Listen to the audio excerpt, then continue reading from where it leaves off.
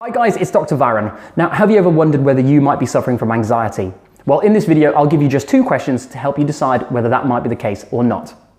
Now, anxiety is that sort of nervous tension or uneasy feeling that tends to be associated with a particular situation. So in my case, if I think back as to when I was nervous, it's probably when I've been taking exams in the past. And the thing that I've noticed with it is that they tend to be quite short-lived, the symptoms don't tend to be too severe, and that once the event has passed, I went back to normal, and that's a very normal phenomenon. And that nervous or anxious feeling is actually part of the body's fight or flight response, which is how the body has evolved to try and survive life-threatening situations.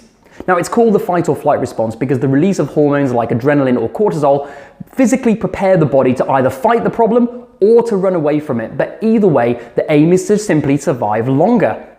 So when does anxiety actually become a problem and go from that normal thing that we all experience to then a problem that needs to be sought help for? Well, I would suggest that if the symptoms are quite severe or they're lasting longer than they should, or it's simply affecting your ability to live your life the way you want to, then I would suggest that that's the time to go and seek medical help. Now, when I see people in clinic with anxiety, I hear lots and lots of different stories about how people are affected in different ways by it. And it might give people physical symptoms, for example, like being sick, or a common one is having their heart fluttering in their chest or getting rapid breathing. But I also hear a lot of the psychological aspects where they feel like they're always worrying about things, or they're always worried about things that are bad that are about to happen, or they're feeling that their mind is racing all the time and they can't rest. So if those are ringing any bells at all, then let's move on to the questions to help you decide whether you may be suffering from anxiety so that you can try and get some help to try and sort the problem out. So the questions are actually quite simple and relate to the last 2 weeks only, with scores being given for how often you felt a certain emotion. So if you felt that emotion not at all in that last 2 weeks, you get a score of 0. If you felt it for several days of the past 2 weeks, you get a score of 1.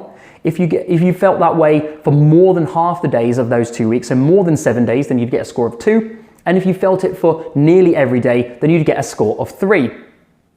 So question 1 is, how often over the past 2 weeks have you been bothered by feeling nervous, anxious, or on edge? And don't forget to give yourself a score as to not at all, several days, more than half the days, or nearly every day. Question number 2 is, over the past 2 weeks, how often have you been bothered by not being able to stop or to control your worrying? And again, give yourself a score in terms of not at all, several days, more than half the days, or nearly every day. Now, if you've given yourself a score of 0, 1, or 2, then I would suggest that everything's probably okay. But if you've given yourself a score of 3 or more, then there's a possibility that you're suffering from an anxiety disorder.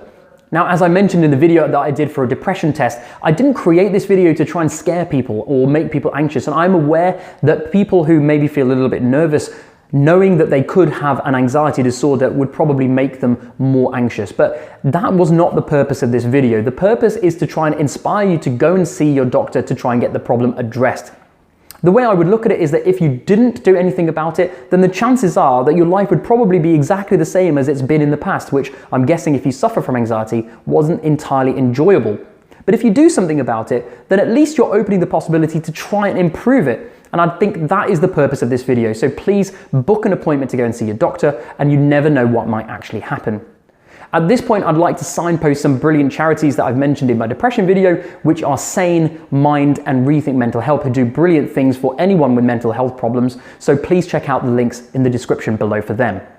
So thank you so much for watching this video. If it's helped even one person, then it's been entirely worthwhile. Don't forget to hit the like button. Please don't forget to subscribe, as I'll be bringing out more videos on anything to do with mental health or well-being. And don't forget to leave your comments down below about this video. Please share your experiences of your anxiety. And don't forget to give me any topics that you want me to cover in future videos. And in the meantime, I will see you soon.